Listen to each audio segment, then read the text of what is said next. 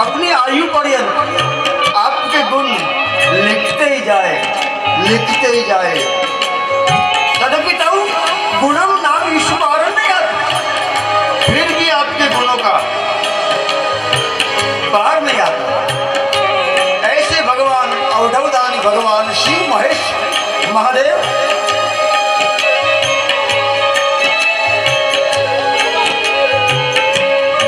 पद चल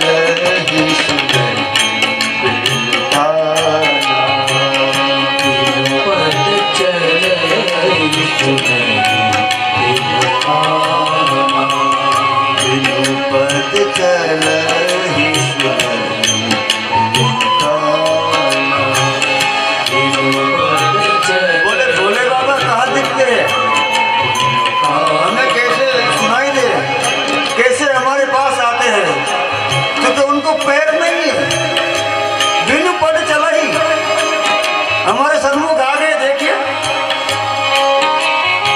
भक्तों की कामनाओं को पूर्ण करने के लिए, सारे खूबसूरत वासियों को आशीर्वाद देने के लिए बगैर पैर चल के आ गए और पद चल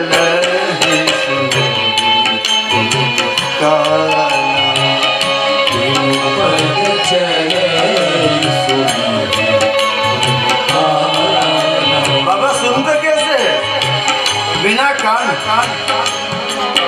उनको श्रवण इंद्रिय की जरूरत नहीं है। सभी भक्तों की हृदय की भावना को सुनने वाला महादेव। इस महादेव के सन्मुख अपने हृदय से अपना भाव व्यक्त कीजिए। अगली शिवरात्रि को आपकी मनोकामना पूर्ण होगी। जासी रही भावना जैसी, जिसकी जैसी भावना ऐसा फल देने वाला ये महादेव का विग्रह।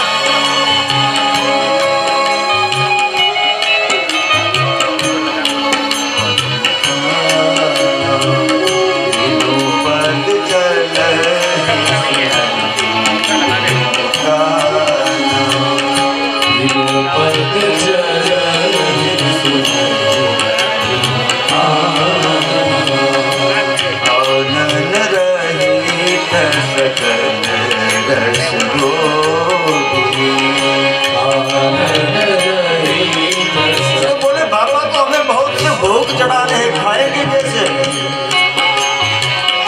तो बाबा का मुख कहाँ पर है कि उसको हम जिमाए? ब्राह्मणों से मुखवा से बाहु राजन्या कहा गया है कि ब्राह्मण को खिलाए वो भगवान का मुख है। मगर भोले बाबा तो आनंद रहित सकल रस भोगी, सारे संसार के रसों का रसास्वादन करते हैं बिना मुख के।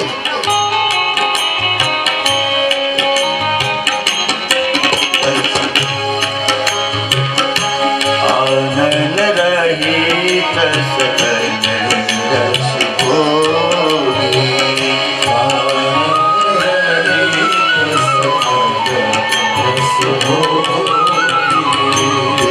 बानी बता पर जो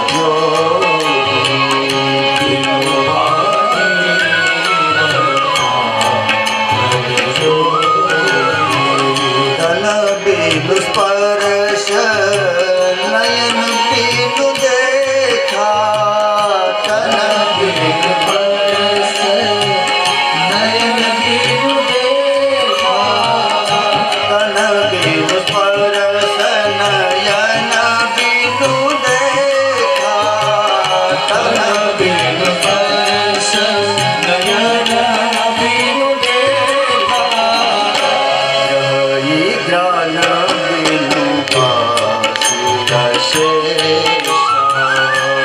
रही घर बिनु। भगवान को क्रिया करने के लिए किसी भी अवयव की जरूरत नहीं है।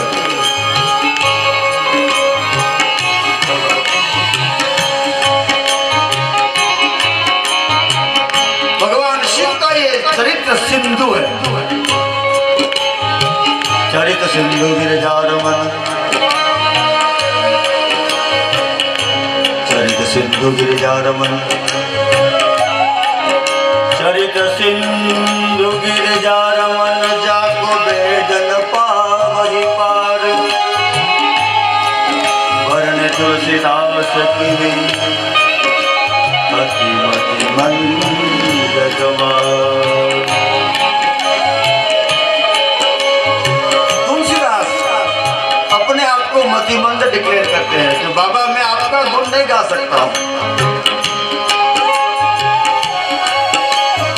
और वेदों को कहा कि आप बोलिए बाबा शिव के बारे में, तो वेदों ने भी नहीं थी ऐसा बोल के अपना पल्ला झाड़ दिया कि यदि भगवान शिव के बारे में, महादेव के बारे में कौन कह सकता है भला।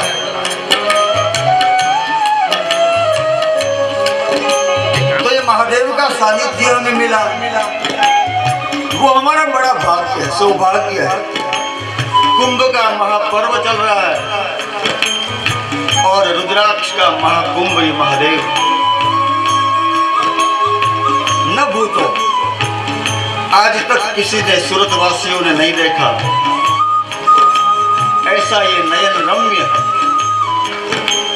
नजारा तो नहीं कह सकता, उसको दर्शन कहा जाता है, अद्वितीय दर्शन है। आप अपनी आंखों से अपने हृदय में इस भोले बाबा के विग्रह को प्रस्थापित कीजिए। इस 20 लाख शिवलिंग के सानिध्य में हमें कथा मिली।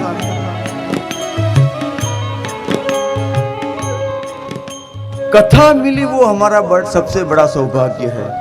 तो बोले कथा मिली इसमें क्या बड़ा भाग्य है, पत्रिका आ गई, हम लोग जाके बैठ गए, बैनर लगे थे, बोर्ड लगे थे, किसी ने निमंत्रण दे दिया, हम आ गए। कथा यदि किसी के निमंत्रण से मिलती तो सब लोग कथा सुन लेते, मगर जब तक ठाकुर नहीं बुलाएंगे, जब तक भोले बाबा आपको नहीं बुलाएंगे, तब तक इस पांडाल पे आप बैठ नहीं सकते हो। और कथा किसके लिए है? सिर्फ और सिर्फ मनुष्य के लिए कथा है, अन्य किसी योनि के लिए कथा नहीं है। कई प्रकार के प्राणी, जल में विहार करने वाले, आकाश में विहार करने वाले, थल में विहार करने वाले, कई प्रकार के 184 प्रकार के जीव सृष्टि में केवल मानव शरीर ही है जो कथा के लिए सूटेबल है। तो सबसे बड़ी कृपा क्या माने हम कि हम मानव बने। यदि हम मानव नहीं होते तो कथा नहीं सुन पाते। स्वर्ग में सब कुछ अवेलेबल है, कथा नहीं है।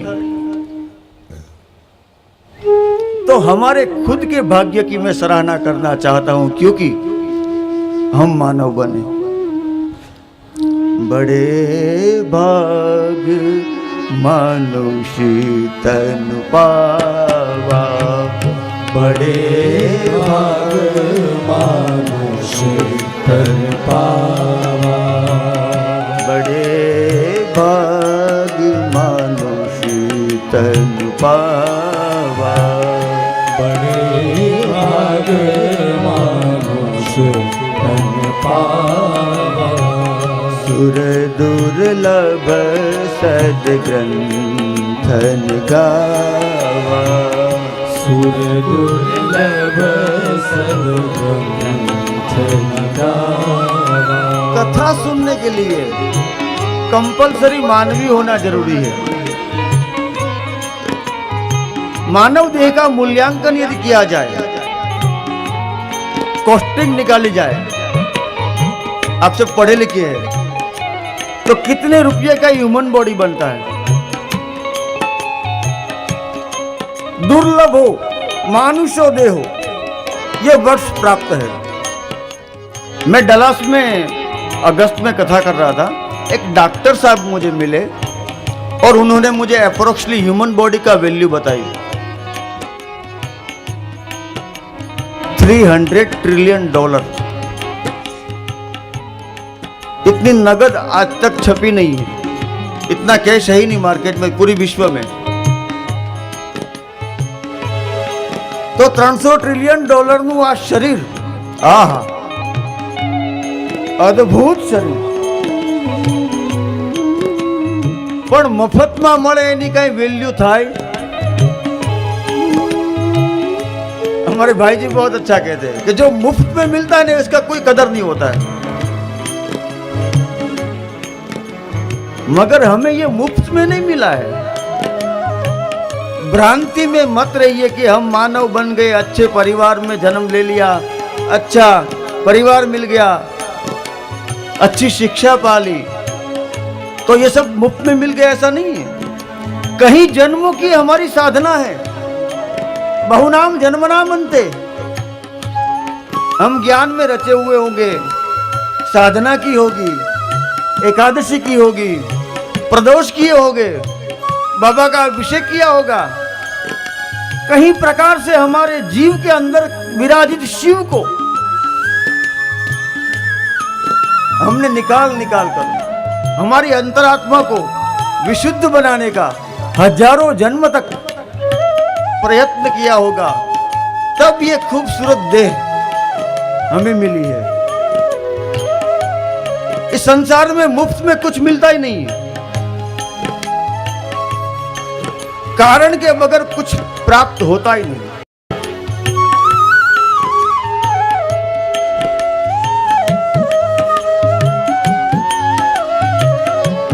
तो कथा मिली, ये बड़ा सौभाग्य है हमारा।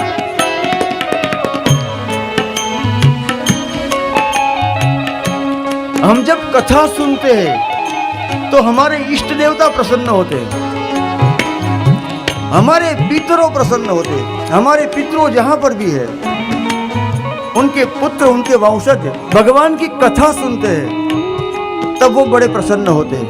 उनकी आत्मा को सुकून मिलता है, शांति मिलती है, तृप्ति मिलती है। हमारे माता पिता को संतोष होता है। हमारे जीवन में संत सतगुरु का जब प्रवेश होता है तब कथा प्राप्त होती है।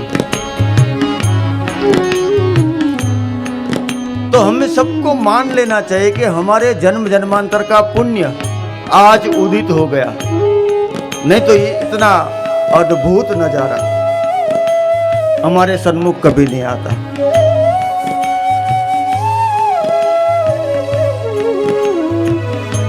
जन्मांतरे तो भवेत पुण्यम,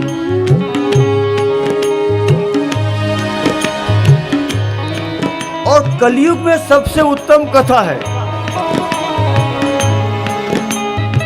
गोपियां क्या करती थी? अंगूठा छापती। गोपिया को कुछ नहीं आता था, ग्वाला अपनी गाय बछड़ा को देखती थी, कुछ नहीं करती थी। क्या करती थी? गृहे गृहे गोप वधू कदम्बा, वो अम्बा भगवती स्वरूपा सभी गोपियां गृहे गृहे गोप वधू कदम्बा सर्वे मिलित्वा, सभी एकत्रित होती थी। हम भी एकत्रित तो होते हैं, गृहे गृहे गोप वधू कदम्बा, मगर हम मिलकर किटी पार्टियां करते हैं।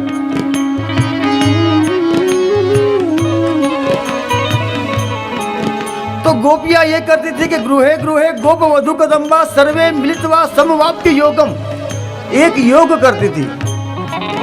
तो बोले कौन सा योग करती थी? पुण्यानि नामानि पठन्ति नित्यम गोविंद दामोदर माधवेति। अब जब आप भगवान का नाम लेंगे उसको परम योग कहा गया है। तो ये उत्तम योग करने का सुअवसर और भगवान शिव के सन्मुख हमें मिला है। तो सीधे ही हम कथा की ओर चले।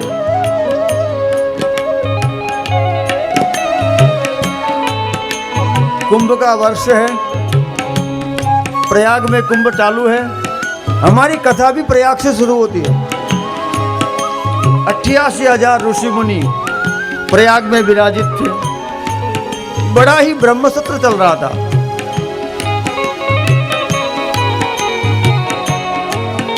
धर्म ज्ञान की चर्चाएं हो रही थी।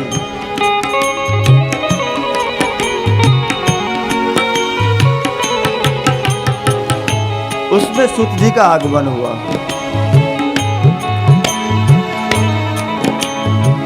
शौनक जी खड़े हो गए, सभी देवताएं खड़े हो गए और स्वागत किया। हे सुत महाभाग सर्व सिद्धांत विद्य प्रभो। जैसे ही महापुरुष आए उनको प्रणाम किया, वंदन किया, अपने मन का प्रश्न रख दिया। हे महाभाग, हे महान भाग्यशाली।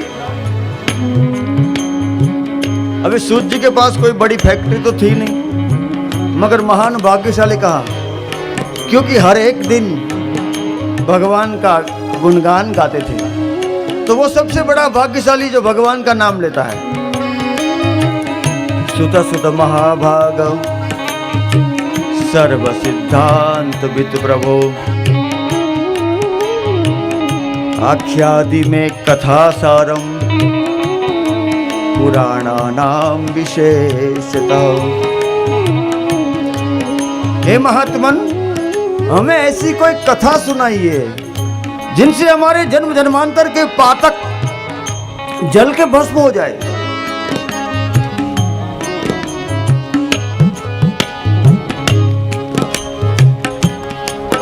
हमारे अंदर का कलमश को काटने के लिए, हमारे अंदर छुपे पाप को निकालने के लिए जब तक हमारे सन्मुख गुरु नहीं आएगा तब तक हमारे मन की मैलाश जसे नहीं।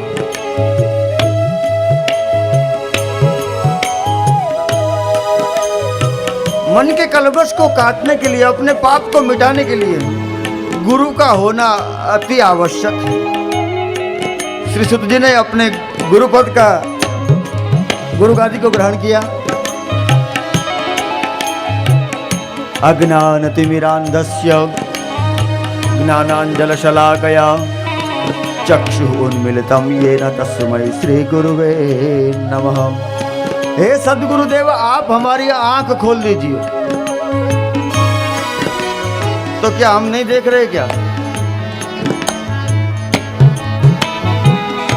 हम देख तो रहे, मगर जो न देखना है, जिसको नहीं देखना है उसको हम देख रहे हैं, और जिसको हमें देखना है इसको हम इग्नोर कर रहे हैं। तो हे बाबा जी, चक्षुन्मीलितं येन, हमारी आंख को खोल दीजिए, हमारी आंखों में अंजन छलाका डाल दीजिए, ऐसे ज्ञान की अंजन कर दीजिए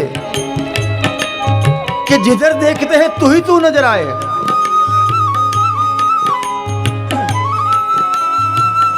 सर्वम शिवमयम जगत, जर्रा जर्रा में भगवान है, मगर हमें दिखता नहीं। प्रहलाद को दिखता था, हमें नहीं दिखता है। मीरा को हर एक पत्थर में गिरधर गोपाल दिखते थे, वही पत्थर शालिग्राम आज पड़े हैं, हमें कुछ नहीं दिखता। मत्था फोड़ा हो, कुछ नहीं दिखता। तो जब तक हमारे जीवन में गुरु का प्रवेश नहीं होगा तब तक हमारे जीवन में क्रांति नहीं होगी। तत्व का दर्शन करने के लिए गुरु कृपा अनिवार्य है।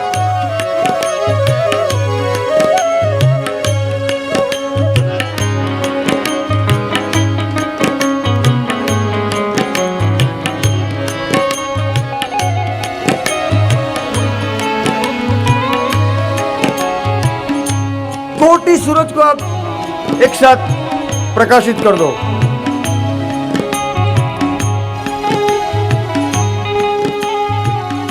मगर वो अपने हृदय के अंधियारे को कभी नहीं मिटा पाएगा। बिना गुरु घोर अंधियारे न हरि का रूप बरदर्शाए। कितना भी फोकस लगा दो आप, वो फोकस से आपको दुनिया दिखाई देगी, मगर भीतर जो छुपा हुआ आत्मा राम है, उनको यदि आपको देखना है तो आपके श्री सद्गुरु की कृपा आपको चाहिए। तो हे सुत जी, आप हमें कोई ऐसी कथा सुनाइए जिससे हमारी एक ही जन्म में मुक्ति हो जाए।